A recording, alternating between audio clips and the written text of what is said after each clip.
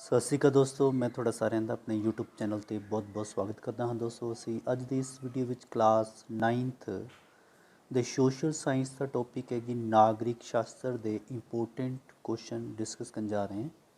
तो friends, video शुरू करने तो पहला अगर तुम इस चैनल के नवे हो, अजे तक चैनल को सबसक्राइब नहीं किया तो प्लीज़ पहले चैनल को सबसक्राइब करो तो इस दे नाल बैल आइकन प्रेस करो ताकि हर इन्फॉर्मेटिव वीडियो का नोटिफिकेशन तुहाडे तक सब तो पहला पहुँच सके। अगर तुहानू वीडियो अच्छी लगे तो वीडियो को लाइक और शेयर जरूर करना। तो इस दे नाल ही शुरू करते हैं। नागरिक शास्त्र द लैसन नंबर 9 है जी, वर्तमान लोकतंत्र का इतिहास, विकास और विस्तार। ठीक है जी, लैसन नंबर 9 है और नागरिक शास्त्र का पहला चैप्टर है, जिस में दस्या गया कि हेठ लिखे देशों में वीटो शक्ति किहड़े देश कोल नहीं है। इज द राइट आंसर है जी भारत। नैक्सट क्वेश्चन है, चोल राज्यां समय प्रशासन की सब तो छोटी इकाई डैश सी उर। नैक्सट है क्वेश्चन नंबर 3 है, चिली विच सोशलिस्ट पार्टी की अगवाई साल्वाडोर एलांडो ने की। बिल्कुल ठीक है। भारत संयुक्त राष्ट्र संघ की सुरक्षा परिषद का स्थाई मैंबर है। ये गलत है जी, स्थाई मैंबर नहीं है। साडे गुआढ़ी देश पाकिस्तान विच लोकतंत्र लगातार चल रहा है। ये गलत है जी। हेठ लिखे विचों किस देश ने दुनिया के देशों नूं संसदी लोकतंत्र प्रणाली अपनाउण की प्रेरणा दिती है। इज द राइट आंसर है जी फ्रांस। नैक्सट क्वेश्चन है, अजकल दुनिया के ज़्यादातर देशों में किहड़ी शासन प्रणाली अपनाई जा रही है? लोकतंत्री। पहले संसार युद्ध तो बाद इटली विच फांसीवाद ਅਤੇ जर्मनी विच नाजीवाद विचारधारा प्रचलित होया, जिन्हां कारण लोकतंत्र नूं वड्डा धक्का लग्या। बिल्कुल ठीक है जी। नैक्सट क्वेश्चन है, आलैंडे चिली का राष्ट्रपति कदों चुनिया गया? 1970 ईस्वी दे विच। चिली विच लोकतंत्र की मुड़ बहाली कदों हुई? 1990 दे विच। किहड़े दो वड्डे महाद्वीप वस्तीवाद का शिकार बने? एशिया अते अफ्रीका। नैक्सट क्वेश्चन है, अफ्रीका महाद्वीप के देश घाना नूं आज़ादी कदों प्राप्त हुई? 1957 ईस्वी। संयुक्त राष्ट्र संघ विच किन्ने देश मैंबर हैं? 193। अंतरराष्ट्रीय मुद्रा कोश वख-वख दो देशों नूं विकास के लिए पैसा करजे के रूप विच प्रदान करती है। बिल्कुल ठीक है। प्रश्न है, भारत विच सर्वव्यापक बालक मत अधिकार 1950 ईस्वी संविधान के लागू होने नाल ही दे दिता गया सी। ये भी बिल्कुल ठीक प्रश्न है जी। नैक्सट है, पाकिस्तान विच किस फौजी कमांडर ने 1999 विच चुनी हुई सरकार की सत्ता ते कब्जा कर लिया सी? General Pervez Musharraf. Next question है, पोलैंड विच 1990 विच राष्ट्रपति पद के लिए पहली बार होइयां चोणां विच लैक वलेशा चुनिया गया। ये बिल्कुल ठीक है जी।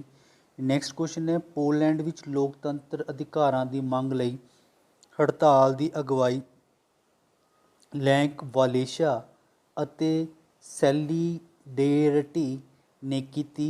बिल्कुल ठीक प्रश्न है। नैक्सट है, पोलैंड विच लोकतंत्र अधिकारां की मंग लई हड़ताल की अगवाई लैक वालेशा अते सैलीडेरिटी ने की। ये बिल्कुल ठीक प्रश्न है। नैक्सट क्वेश्चन है, इराक डैश ईस्वी विच ब्रिटिश बस्तीवाद तो आज़ाद होया सी? 1932 विच। इराक 1932 ईस्वी ब्रिटिश बस्तीवाद तो आज़ाद होया सी। इराक डैश ईस्वी विच ब्रिटिश बस्तीवाद तो आज़ाद हो गया सी? ये सेम क्वेश्चन है जी। नैक्सट क्वेश्चन है, सोवियत संघ का विघटन कदों होया? 1991 ईस्वी। सुरक्षा परिषद के 5 स्थाई और 10 अस्थाई मैंबर हैं। ये बिल्कुल ठीक है। ਸੰਯੁਕਤ ਰਾਸ਼ਟਰ ਸੰਘ ਦਾ ਜਨਮ ਡੈਸ਼ ਈਸਵੀ ਨੂੰ ਹੋਇਆ? ਇਹ ਹੋਇਆ ਜੀ 24 ਅਕਤੂਬਰ 1945 ਈਸਵੀ ਨੂੰ। 24 ਅਕਤੂਬਰ 1945 ਈਸਵੀ ਨੂੰ। ਨੈਕਸਟ ਲੈਸਨ ਹੈ ਜੀ ਲੋਕਤੰਤਰ ਦਾ ਅਰਥ ਅਤੇ ਮਹੱਤਵ। ਲੋਕਤੰਤਰ ਵਿੱਚ ਵੱਖ-ਵੱਖ ਵਿਚਾਰ ਰੱਖਣ ਦੀ ਖੁੱਲ੍ਹ ਨਹੀਂ ਹੁੰਦੀ। ਇਹ ਗਲਤ ਹੈ, ਖੁੱਲ੍ਹ ਹੁੰਦੀ ਹੈ ਜੀ। ਡੈਸ਼ ਅਨੁਸਾਰ ਲੋਕਤੰਤਰ ਇੱਕ ਅਜਿਹੀ ਪ੍ਰਣਾਲੀ ਹੈ ਜਿਸ ਵਿੱਚ ਹਰ ਇੱਕ ਦਾ ਹਿੱਸਾ ਹੁੰਦਾ ਹੈ। ਸੀਲੇ। ਡੈਮੋਕ੍ਰੇਸੀ ਯੂਨਾਨੀ ਭਾਸ਼ਾ ਦੇ ਦੋ ਸ਼ਬਦਾਂ ਡੈਮੋਸ ਐਂਡ ਕ੍ਰੇਟੀਆ ਤੋਂ ਮਿਲ ਕੇ ਬਣਾ ਹੈ ਡੈਮੋਕ੍ਰੇਸੀ ਯੂਨਾਨੀ। ਨੈਕਸਟ ਕੁਐਸਚਨ ਹੈ ਲੋਕਤੰਤਰ ਸਪਸ਼ਟ ਤੌਰ 'ਤੇ ਹਿੰਸਾਤਮਕ ਸਾਧਨਾਂ ਦੇ ਵਿਰੁੱਧ ਹੈ, ਭਾਵੇਂ ਇਸ ਸਮਾਜ ਦੀ ਭਲਾਈ ਲਈ ਹੀ ਕਿਉਂ ਨਾ ਵਰਤੇ ਜਾਣ। ਬਿਲਕੁਲ ਠੀਕ ਹੈ। ਲੋਕਤੰਤਰ ਵਿੱਚ ਵਿਅਕਤੀਆਂ ਨੂੰ ਕਈ ਤਰ੍ਹਾਂ ਦੇ ਅਧਿਕਾਰ ਦਿੱਤੇ ਜਾਂਦੇ ਹਨ। ਬਿਲਕੁਲ ਠੀਕ ਹੈ। ਨਾਗਰਿਕਾਂ ਦੇ ਚੇਤਨ ਲੋਕਤੰਤਰ ਲਈ ਜ਼ਰੂਰੀ ਹਨ। ਬਿਲਕੁਲ ਠੀਕ ਹੈ। ਲੋਕਤੰਤਰ। ਨੈਕਸਟ ਕੁਐਸਚਨ ਹੈ ਲੋਕਤੰਤਰ ਦਾ ਸ਼ਾਬਦਿਕ ਅਰਥ ਹੈ ਲੋਕਾਂ ਦਾ ਸ਼ਾਸਨ। ਲੋਕਤੰਤਰ ਵਿੱਚ ਸ਼ਾਸਨ ਦੀ ਸ਼ਕਤੀ ਦਾ ਸੋਮਾ ਕੌਣ ਹੁੰਦੇ ਹਨ? ਲੋਕ। ਲੋਕਤੰਤਰ ਦੇ ਦੋ ਰੂਪ ਪ੍ਰਤੱਖ ਲੋਕਤੰਤਰ ਅਤੇ ਅਪ੍ਰਤੱਖ ਲੋਕਤੰਤਰ ਹੁੰਦੇ ਹਨ। ਬਿਲਕੁਲ ਠੀਕ ਪ੍ਰਸ਼ਨ ਹੈ। ਜਿਸ ਦੇਸ਼ ਵਿੱਚ ਵਿਰੋਧੀ ਦਲਾਂ ਦੀ ਹੋਂਦ ਨਹੀਂ ਹੁੰਦੀ ਉਸ ਦੇਸ਼ ਨੂੰ ਅਸੀਂ ਲੋਕਤੰਤਰ ਕਹਿ ਸਕਦੇ ਹਾਂ। ਇਹ ਗਲਤ ਪ੍ਰਸ਼ਨ ਹੈ ਜੀ। ਕਿਸ ਦੇਸ਼ ਵਿੱਚ ਉੱਥੋਂ ਦੇ ਮੂਲ ਨਾਗਰਿਕਾਂ ਦੀ ਵੋਟ ਦੀ ਕੀਮਤ ਭਾਰਤੀ ਮੂਲ ਦੇ ਨਾਗਰਿਕਾਂ ਦੀ ਵੋਟ ਤੋਂ ਜ਼ਿਆਦਾ ਮੰਨੀ ਜਾਂਦੀ ਹੈ? ਇਹਨੂੰ ਅਸੀਂ ਕਹਿੰਦੇ ਹਾਂ ਜੀ ਫਿਜੀ। ਮੈਕਸੀਕੋ ਡੈਸ਼ ਈਸਵੀ ਵਿੱਚ ਆਜ਼ਾਦ ਹੋਇਆ? 1930 ਈਸਵੀ ਦੇ ਵਿੱਚ। ਡੈਸ਼ ਨੂੰ ਪ੍ਰਤੀਨਿਧੀ ਲੋਕਤੰਤਰ ਵੀ ਕਿਹਾ ਜਾਂਦਾ ਹੈ, ਅਪ੍ਰਤੱਖ ਲੋਕਤੰਤਰ। ਭਾਰਤ ਵਿੱਚ ਸੰਵਿਧਾਨ ਲਾਗੂ ਹੋਣ 'ਤੇ 1950 ਈਸਵੀ ਤੋਂ ਹੀ ਇਸਤਰੀਆਂ ਨੂੰ ਪੁਰਖਾਂ ਦੇ ਬਰਾਬਰ ਵੋਟ ਪਾਉਣ ਦਾ ਅਧਿਕਾਰ ਪ੍ਰਾਪਤ ਹੈ। ਬਿਲਕੁਲ ਠੀਕ ਪ੍ਰਸ਼ਨ ਹੈ। ਨੈਕਸਟ ਹੈ ਭਾਰਤੀ ਲੋਕਤੰਤਰ ਦੀ ਸਥਾਪਨਾ ਅਤੇ ਸਰੂਪ। ਭਾਰਤੀ ਸੰਵਿਧਾਨ ਵਿੱਚ ਨਿਰਦੇਸ਼ਕ ਸਿਧਾਂਤ ਡੈਸ਼ ਦੇਸ਼ ਦੇ ਸੰਵਿਧਾਨ ਤੋਂ ਲਏ ਗਏ ਹਨ? ਆਇਰਲੈਂਡ। ਡੈਸ਼ ਭਾਰਤੀ ਸੰਵਿਧਾਨ ਦੀ ਮਸੌਦਾ ਕਮੇਟੀ ਦੇ ਪ੍ਰਧਾਨ ਸਨ ਡਾਕਟਰ ਭੀਮ ਰਾਓ ਅੰਬੇਡਕਰ। 1976 ਈਸਵੀ ਸੰਵਿਧਾਨ ਵਿੱਚ ਸਮਾਜਵਾਦ, ਧਰਮ ਨਿਰਪੇਖ ਅਤੇ ਅਖੰਡਤਾ ਸ਼ਬਦ ਨੂੰ 42ਵੀਂ ਸੋਧ ਦੁਆਰਾ ਸ਼ਾਮਿਲ ਕੀਤਾ ਗਿਆ। ਇਹ ਬਿਲਕੁਲ ਠੀਕ ਪ੍ਰਸ਼ਨ ਹੈ। ਨੈਕਸਟ ਕੁਐਸਚਨ ਹੈ ਜੀ ਭਾਰਤ ਇੱਕ ਪ੍ਰਭੂਸੱਤਾ ਸੰਪੰਨ ਧਰਮ ਨਿਰਪੱਖ ਸਮਾਜਵਾਦੀ ਲੋਕਤਾਂਤਰਿਕ ਅਤੇ ਗਣਰਾਜ ਦੇਸ਼ ਹੈ? ਇਹ ਬਿਲਕੁਲ ਠੀਕ ਪ੍ਰਸ਼ਨ। ਨੈਕਸਟ ਪ੍ਰਸ਼ਨ ਹੈ ਭਾਰਤੀ ਸੰਵਿਧਾਨ ਸਭਾ ਦੇ ਪ੍ਰਧਾਨ ਕੌਣ ਸਨ? ਡਾਕਟਰ ਰਾਜਿੰਦਰ ਪ੍ਰਸਾਦ। ਗਣਤੰਤਰ ਦੇਸ਼ ਉਹ ਹੁੰਦਾ ਹੈ ਜਿਸ ਦਾ ਮੁਖੀ ਲੋਕਾਂ ਦੁਆਰਾ ਪ੍ਰਤੱਖ ਜਾਂ ਅਪ੍ਰਤੱਖ ਢੰਗ ਦੇ ਨਾਲ ਨਿਸ਼ਚਿਤ ਸਮੇਂ ਲਈ ਚੁਣਿਆ ਜਾਂਦਾ ਹੈ। ਭਾਰਤ ਦੇ ਸੰਵਿਧਾਨ ਨੂੰ ਬਣਾਉਣ ਲਈ ਕਿੰਨਾ ਸਮਾਂ ਲੱਗਿਆ? 2 ਸਾਲ 11 ਮਹੀਨੇ 18 ਦਿਨ। ਸੰਵਿਧਾਨ ਵਿੱਚ ਪਹਿਲੀ ਸੋਧ ਕਦੋਂ ਕੀਤੀ ਗਈ? 1951 ਦੇ ਈਸਵੀ ਦੇ ਵਿੱਚ। 1992 ਵਿੱਚ 73ਵੀਂ ਸੋਧ ਪੇਂਡੂ ਸਥਾਨਕ ਇਕਾਈਆਂ ਅਤੇ 74ਵੀਂ ਸੋਧ ਸ਼ਹਿਰੀ ਸਥਾਨਕ ਇਕਾਈਆਂ ਦੇ ਸੰਬੰਧ ਵਿੱਚ ਕੀਤੀ ਗਈ। ਇਹ ਬਿਲਕੁਲ ਠੀਕ ਪ੍ਰਸ਼ਨ ਹੈ। 1988 ਦੇ ਵਿੱਚ ਡੈਸ਼ ਸੋਧ ਦੁਆਰਾ ਵੋਟ ਦਾ ਅਧਿਕਾਰ ਪ੍ਰਾਪਤ ਕਰਨ ਦੀ ਉਮਰ 21 ਸਾਲ ਤੋਂ ਘਟਾ ਕੇ 18 ਸਾਲ ਕੀਤੀ ਗਈ। 61ਵੀਂ ਸੋਧ ਦੇ ਵਿੱਚ ਜਿਸ ਦੇਸ਼ ਦਾ ਮੁਖੀਆ ਲੋਕਾਂ ਦੁਆਰਾ ਸਿੱਧੇ ਜਾਂ ਅਸਿੱਧੇ ਤੌਰ 'ਤੇ ਚੁਣਿਆ ਜਾਂਦਾ ਹੈ ਉਸ ਨੂੰ ਡੈਸ਼ ਦੇਸ਼ ਕਿਹਾ ਜਾਂਦਾ ਹੈ। ਗਣਤੰਤਰ। ਭਾਰਤੀ ਮੂਲ ਸੰਵਿਧਾਨ ਵਿੱਚ 395 ਅਨੁਛੇਦ ਅਤੇ 8 ਸੂਚੀਆਂ ਸਨ। ਇਹ ਬਿਲਕੁਲ ਠੀਕ ਪ੍ਰਸ਼ਨ ਹੈ। ਹੁਣ ਸਾਡੇ ਸੰਵਿਧਾਨ ਵਿੱਚ ਕਿੰਨੀਆਂ ਸੂਚੀਆਂ ਹਨ? ਹੁਣ ਸਾਡੇ ਸੰਵਿਧਾਨ ਦੇ ਵਿੱਚ 12 ਅਨੁਸੂਚੀਆਂ ਹਨ। ਭਾਰਤੀ ਸੰਵਿਧਾਨ ਵਿੱਚ 10ਵੀਂ ਅਨੁਸੂਚੀ ਦਲ ਬਦਲੀ ਰੋਕੂ ਕਾਨੂੰਨ ਪਾਸ ਹੋਣ ਕਾਰਨ 52ਵੀਂ ਸੋਧ ਦੁਆਰਾ ਡੈਸ਼ ਸਾਲ ਵਿੱਚ ਜੋੜੀ ਗਈ 1985 ਦੇ ਵਿੱਚ। ਨੈਕਸਟ ਕੁਐਸਚਨ ਹੈ ਭਾਰਤੀ ਸੰਵਿਧਾਨ ਵਿੱਚ ਸੋਧ ਸੰਬੰਧੀ ਉਪਲਬਧ ਕਿਹੜੇ ਦੇਸ਼ ਤੋਂ ਲਿਆ ਗਿਆ? ਦੱਖਣੀ ਅਫਰੀਕਾ ਤੋਂ। ਭਾਰਤੀ ਸੰਵਿਧਾਨ ਵਿੱਚ ਦਰਜ ਸੰਕਟਕਾਲੀਨ ਸ਼ਕਤੀਆਂ ਕਿਹੜੇ ਦੇਸ਼ ਤੋਂ ਲਈਆਂ ਗਈਆਂ ਹਨ? ਜਰਮਨੀ ਤੋਂ। ਭਾਰਤੀ ਸੰਵਿਧਾਨ ਕਦੋਂ ਬਣ ਕੇ ਤਿਆਰ ਹੋਇਆ? 26 ਨਵੰਬਰ 1949 ਈਸਵੀ ਨੂੰ। ਸੰਵਿਧਾਨ ਦੀ ਪ੍ਰਸਤਾਵਨਾ ਤੋਂ ਸੰਵਿਧਾਨ ਦੇ ਉਦੇਸ਼ਾਂ ਅਤੇ ਸਿਧਾਂਤਾਂ ਦਾ ਪਤਾ ਲੱਗਦਾ ਹੈ। ਇਹ ਬਿਲਕੁਲ ਠੀਕ ਹੈ। ਦੁਨੀਆ ਦੇ ਮਹਾਨ ਨੇਤਾ ਨੈਲਸਨ ਮੰਡੇਲਾ ਦਾ ਸੰਬੰਧ ਕਿਸ ਦੇਸ਼ ਨਾਲ ਹੈ? ਦੱਖਣੀ ਅਫਰੀਕਾ ਦੇ ਨਾਲ। ਭਾਰਤੀ ਸੰਵਿਧਾਨ ਬਣਾਉਣ ਲਈ ਸੰਵਿਧਾਨ ਸਭਾ ਦੀ ਮੰਗ ਪਹਿਲੀ ਵਾਰ ਕਾਂਗਰਸ ਦੁਆਰਾ 1935 ਈਸਵੀ ਦੇ ਵਿੱਚ। ਨੈਕਸਟ ਕੁਐਸਚਨ ਹੈ, ਸੰਵਿਧਾਨ ਸਭਾ ਦੇ ਕੁੱਲ 399 ਮੈਂਬਰ ਵਿੱਚੋਂ 292 ਮੈਂਬਰ ਪ੍ਰਾਂਤਾਂ ਵਿੱਚੋਂ ਵਿਧਾਨ ਪਾਲਿਕਾ ਦੇ ਮੈਂਬਰਾਂ ਦੁਆਰਾ ਚੁਣੇ ਗਏ ਸਨ ਅਤੇ 93 ਮੈਂਬਰ ਦੇਸੀ ਰਿਆਸਤਾਂ ਵਿੱਚੋਂ ਅਤੇ 4 ਮੈਂਬਰ ਚੀਫ ਕਮਿਸ਼ਨਰ ਖੇਤਰਾਂ ਵਿੱਚੋਂ ਨਾਮਜ਼ਦ ਕੀਤੇ ਗਏ ਸਨ। ਬਿਲਕੁਲ ਠੀਕ ਹੈ। ਸੰਵਿਧਾਨ ਸਭਾ ਦੇ ਕੁੱਲ 399 ਮੈਂਬਰਾਂ ਵਿੱਚੋਂ ਵੰਡ ਤੋਂ ਬਾਅਦ ਗਿਣਤੀ 299 ਰਹਿ ਗਈ। ਨੈਕਸਟ ਲੈਸਨ ਹੈ, ਭਾਰਤ ਦਾ ਸੰਸਦੀ ਲੋਕਤੰਤਰ। ਵਰਤਮਾਨ ਸਮੇਂ ਵਿੱਚ ਰਾਜ ਸਭਾ ਦੇ ਮੈਂਬਰਾਂ ਦੀ ਗਿਣਤੀ ਡੈਸ਼ ਹੈ 245। 2014 ਵਿੱਚ 16ਵੀਂ ਲੋਕ ਸਭਾ ਵਿੱਚ ਸ਼੍ਰੀ ਨਰਿੰਦਰ ਮੋਦੀ ਜੀ ਦੀ ਸਪਸ਼ਟ ਬਹੁਮਤ ਵਾਲੀ ਸਰਕਾਰ ਤੋਂ ਪਹਿਲਾਂ ਕਿਹੜੀ ਸਰਕਾਰ ਨੂੰ ਸਪਸ਼ਟ ਬਹੁਮਤ ਪ੍ਰਾਪਤ ਸੀ? ਰਾਜੀਵ ਗਾਂਧੀ ਦੀ ਸਰਕਾਰ, ਔਰ ਇਹ ਸੀ 1984 ਤੋਂ ਲੈ ਕੇ 1999 ਤੱਕ। ਭਾਰਤ ਵਿੱਚ ਗੈਰ ਸੰਸਦੀ ਮੈਂਬਰ ਨੂੰ ਮੰਤਰੀ ਪਦ ਤਾਂ ਦਿੱਤਾ ਜਾ ਸਕਦਾ ਹੈ, ਪਰ ਉਸ ਲਈ ਡੈਸ਼ ਦੇ ਅੰਦਰ ਸੰਸਦ ਦਾ ਮੈਂਬਰ ਬਣਨਾ ਲਾਜ਼ਮੀ ਹੁੰਦਾ ਹੈ 6 ਮਹੀਨੇ ਦੇ ਅੰਦਰ ਅੰਦਰ। ਲੋਕ ਸਭਾ ਦਾ ਨੇਤਾ ਡੈਸ਼ ਹੁੰਦਾ ਹੈ ਪ੍ਰਧਾਨ ਮੰਤਰੀ। ਭਾਰਤੀ ਸੰਵਿਧਾਨ ਦੇ ਅਨੁਛੇਦ ਡੈਸ਼ ਅਧੀਨ ਸੰਸਦ ਦੀ ਵਿਵਸਥਾ ਕੀਤੀ ਗਈ ਹੈ 79। ਸੰਸਦ ਵਿੱਚ ਲੋਕ ਸਭਾ, ਰਾਜ ਸਭਾ ਅਤੇ ਰਾਸ਼ਟਰਪਤੀ ਸ਼ਾਮਿਲ ਹੁੰਦੇ ਹਨ। ਇਹ ਬਿਲਕੁਲ ਠੀਕ ਪ੍ਰਸ਼ਨ ਹੈ। ਰਾਜ ਸਭਾ ਦੇ ਡੈਸ਼ ਮੈਂਬਰ ਰਾਸ਼ਟਰਪਤੀ ਦੁਆਰਾ ਨਾਮਜ਼ਦ ਕੀਤੇ ਜਾਂਦੇ ਹਨ 12 ਮੈਂਬਰ। ਰਾਜ ਸਭਾ ਦੇ ਮੈਂਬਰ ਦੀ ਚੋਣ ਡੈਸ਼ ਸਾਲ ਲਈ ਕੀਤੀ ਜਾਂਦੀ ਹੈ 6 ਸਾਲ ਦੇ ਲਈ। ਰਾਜ ਸਭਾ ਇੱਕ ਸਥਾਈ ਸਦਨ ਹੈ ਅਤੇ 1/3 ਮੈਂਬਰ ਹਰ 2 ਸਾਲ ਬਾਅਦ ਰਿਟਾਇਰ ਹੋ ਜਾਂਦੇ ਹਨ। ਇਹ ਵੀ ਬਿਲਕੁਲ ਠੀਕ ਪ੍ਰਸ਼ਨ ਹੈ। ਰਾਜ ਸਭਾ ਲਈ ਪੰਜਾਬ ਵਿੱਚੋਂ ਕਿੰਨੇ ਮੈਂਬਰ ਚੁਣੇ ਜਾਂਦੇ ਹਨ? 7 ਮੈਂਬਰ ਚੁਣੇ ਜਾਂਦੇ ਹਨ। ਔਰ ਲੋਕ ਸਭਾ ਲਈ ਪੰਜਾਬ ਵਿੱਚੋਂ ਕਿੰਨੇ ਮੈਂਬਰ ਚੁਣੇ ਜਾਂਦੇ ਹਨ?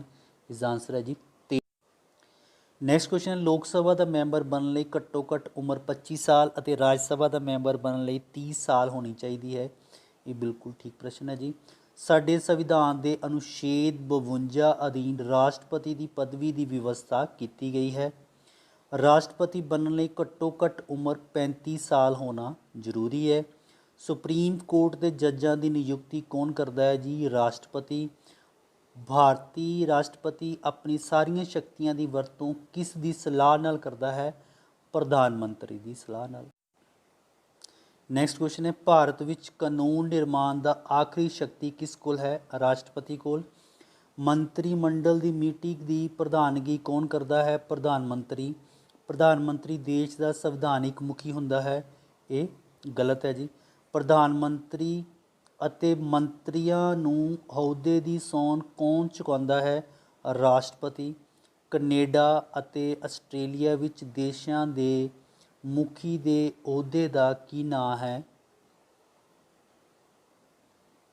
Governor general. ਇੰਗਲੈਂਡ ਵਿੱਚ ਸੰਸਦ ਦੇ ਹੇਠਲੇ ਸਦਨ ਨੂੰ ਹਾਊਸ ਆਫ ਕਾਮਨਸ ਅਤੇ ਉੱਪਰਲੇ ਸਦਨ ਦੇ ਹਾਊਸ ਨੂੰ ਆਫ ਲਾਰਡਸ ਕਿਹਾ ਜਾਂਦਾ ਹੈ। ਇਹ ਬਿਲਕੁਲ ਠੀਕ ਪ੍ਰਸ਼ਨ ਹੈ ਜੀ।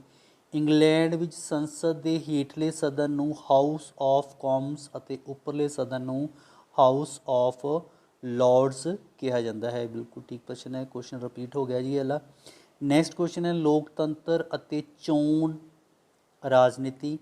ਭਾਰਤ ਵਿੱਚ ਪਹਿਲੀ ਲੋਕ ਸਭਾ ਦੀ ਚੋਣ ਡੈਸ਼ ਈਸਵੀ 'ਚ ਹੋਈ? 1952 ਈਸਵੀ ਵਿੱਚ। ਇੱਕ ਚੋਣ ਖੇਤਰ ਵਿੱਚ ਇੱਕ ਹੀ ਉਮੀਦਵਾਰ ਚੁਣਿਆ ਜਾਂਦਾ ਹੈ। ਬਿਲਕੁਲ ਠੀਕ ਹੈ। ਪੰਜਾਬ ਵਿਧਾਨ ਸਭਾ ਚੋਣਾਂ ਲਈ ਡੈਸ਼ ਖੇਤਰ ਨਿਰਧਾਰਿਤ ਕੀਤੇ ਗਏ ਹਨ 117। ਚੋਣ ਲੜਨ ਦੇ ਚਾਹਵਾਨ ਉਮੀਦਵਾਰ ਨੂੰ ਆਮ ਤੌਰ 'ਤੇ 8 ਦਿਨਾਂ ਦਾ ਸਮਾਂ ਨਾਮਜ਼ਦਗੀ ਪੱਤਰ ਭਰਨ ਲਈ ਦਿੱਤਾ ਜਾਂਦਾ ਹੈ। ਇਹ ਬਿਲਕੁਲ ਠੀਕ ਪ੍ਰਸ਼ਨ ਹੈ। ਨੈਕਸਟ ਕੁਐਸਚਨ ਹੈ, ਵੋਟਾਂ ਪੈਣ ਦੀ ਮਿਤੀ ਤੋਂ ਕਿੰਨੇ ਘੰਟੇ ਪਹਿਲਾਂ ਚੋਣ ਪ੍ਰਚਾਰ ਬੰਦ ਕਰ ਦਿੱਤਾ ਜਾਂਦਾ ਹੈ? 48 ਘੰਟੇ। ਲੋਕ ਸਭਾ ਵਿਧਾਨ ਸਭਾ ਦੇ ਸਥਾਨਕ ਸੰਸਥਾਵਾਂ ਦੀਆਂ ਡੈਸ਼ ਲਈ ਕਰਵਾਈਆਂ ਜਾਂਦੀਆਂ ਹਨ। 5 ਸਾਲ ਲਈ ਚੋਣਾਂ ਕਰਵਾਈਆਂ ਜਾਂਦੀਆਂ ਹਨ। ਜਿੱਤੇ ਹੋਏ ਉਮੀਦਵਾਰ ਵੱਲੋਂ ਅਸਤੀਫਾ ਦੇਣ ਜਾਂ ਉਸ ਦੀ ਚੋਣ ਨੂੰ ਅਯੋਗ ਕਰਾਰ ਦਿੱਤੇ ਜਾਣ ਜਾਂ ਉਸ ਦੀ ਮੌਤ ਹੋਣ ਕਾਰਨ ਖਾਲੀ ਹੋਈ ਸੀਟ 'ਤੇ ਚੋਣ ਕਰਵਾਈ ਜਾਂਦੀ ਹੈ, ਉਸ ਨੂੰ ਡੈਸ਼ ਕਹਿੰਦੇ ਹਨ, ਜਿਮਨੀ ਚੋਣ। ਰਾਸ਼ਟਰਪਤੀ ਰਾਜਨੀਤਿਕ ਦਲ ਅਤੇ ਖੇਤਰੀ ਰਾਜਨੀਤਿਕ ਦਲਾਂ ਦਾ ਚੋਣ ਕਮਿਸ਼ਨ ਕੋਲ ਰਜਿਸਟਰ ਹੋਣਾ ਜ਼ਰੂਰੀ ਨਹੀਂ ਹੈ, ਇਹ ਗਲਤ ਹੈ ਜੀ, ਹੋਣਾ ਚਾਹੀਦਾ ਹੈ। ਭਾਰਤ ਵਿੱਚ ਕੇਂਦਰੀ ਸੰਸਦ ਦੇ ਚੁਣੇ ਹੋਏ ਪ੍ਰਤੀਨਿਧੀ ਨੂੰ ਡੈਸ਼ ਕਿਹਾ ਜਾਂਦਾ ਹੈ, ਇਹਨੂੰ ਕਿਹਾ ਜਾਂਦਾ ਜੀ MP, member of parliament. Next question ਹੈ, ਮੁੱਖ ਚੋਣ ਕਮਿਸ਼ਨਰ ਅਤੇ ਉਪ ਕਮਿਸ਼ਨਰ ਦੀ ਨਿਯੁਕਤੀ ਡੈਸ਼ ਦੁਆਰਾ ਕੀਤੀ ਜਾਂਦੀ ਹੈ, ਰਾਸ਼ਟਰਪਤੀ ਦੁਆਰਾ। ਲੋਕਾਂ ਦੇ ਪ੍ਰਤੀਨਿਧੀ ਲੋਕਾਂ ਦੁਆਰਾ ਨਿਸ਼ਚਿਤ ਸਮੇਂ ਲਈ ਚੁਣੇ ਜਾਂਦੇ ਹਨ। ਨੈਕਸਟ ਕੁਐਸਚਨ ਹੈ, ਭਾਰਤ ਵਿੱਚ ਬਹੁਦਲੀ ਪ੍ਰਣਾਲੀ ਹੈ, ਬਿਲਕੁਲ ਠੀਕ ਹੈ। ਚੋਣ ਕਮਿਸ਼ਨ ਦਾ ਮੁੱਖ ਕੰਮ ਚੋਣਾਂ ਦਾ ਨਿਰਦੇਸ਼, ਪ੍ਰਬੰਧ ਅਤੇ ਨਿਰੀਖਣ ਕਰਾਉਣਾ, ਬਿਲਕੁਲ ਠੀਕ ਹੈ। ਵਿਧਾਨ ਸਭਾ ਲਈ ਚੁਣੇ ਹੋਏ ਪ੍ਰਤੀਨਿਧੀ ਨੂੰ ਡੈਸ਼ ਕਿਹਾ ਜਾਂਦਾ ਹੈ, ਇਹਨੂੰ ਕਿਹਾ ਜਾਂਦਾ ਜੀ MLA। ਚੋਣਾਂ ਅਤੇ ਚੋਣਾਂ ਦੇ ਝਗੜਿਆਂ ਸੰਬੰਧੀ ਉਜ਼ਰਦਾਰੀ ਜਾਂ ਜਾਚਿਕਾ ਉੱਚ ਅਦਾਲਤ ਜਾਂ ਹਾਈ ਕੋਰਟ ਵਿੱਚ ਕੀਤੀ ਜਾ ਸਕਦੀ ਹੈ, ਇਹ ਬਿਲਕੁਲ ਠੀਕ ਪ੍ਰਸ਼ਨ ਹੈ ਜੀ, ਕੀਤੀ ਜਾ ਸਕਦੀ ਹੈ। ਮੁੱਖ ਚੋਣ ਕਮਿਸ਼ਨਰ ਅਤੇ ਡਿਪਟੀ ਚੋਣ ਕਮਿਸ਼ਨਰ ਦੇ ਅਹੁਦੇ ਦੀ ਮਿਆਦ 6 ਸਾਲ ਜਾਂ 65 ਸਾਲ ਤੱਕ ਦੀ ਉਮਰ ਤੱਕ ਹੁੰਦੀ ਹੈ, ਇਹ ਬਿਲਕੁਲ ਠੀਕ ਪ੍ਰਸ਼ਨ ਹੈ। ਨੈਕਸਟ ਕੁਐਸਚਨ ਹੈ ਜੀ, ਭਾਰਤੀ ਚੋਣ ਕਮਿਸ਼ਨ ਦੇ ਕਿੰਨੇ ਮੈਂਬਰ ਹੁੰਦੇ ਹਨ? 3 ਮੈਂਬਰ ਹੁੰਦੇ ਹਨ। ਔਰ ਲੋਕ ਸਭਾ ਦੇ ਨਿਰਧਾਰਿਤ ਸਮੇਂ ਤੋਂ ਬਾਅਦ ਹੋਣ ਵਾਲੀਆਂ ਚੋਣਾਂ ਨੂੰ ਆਮ ਚੋਣਾਂ ਕਿਹਾ ਜਾਂਦਾ ਹੈ।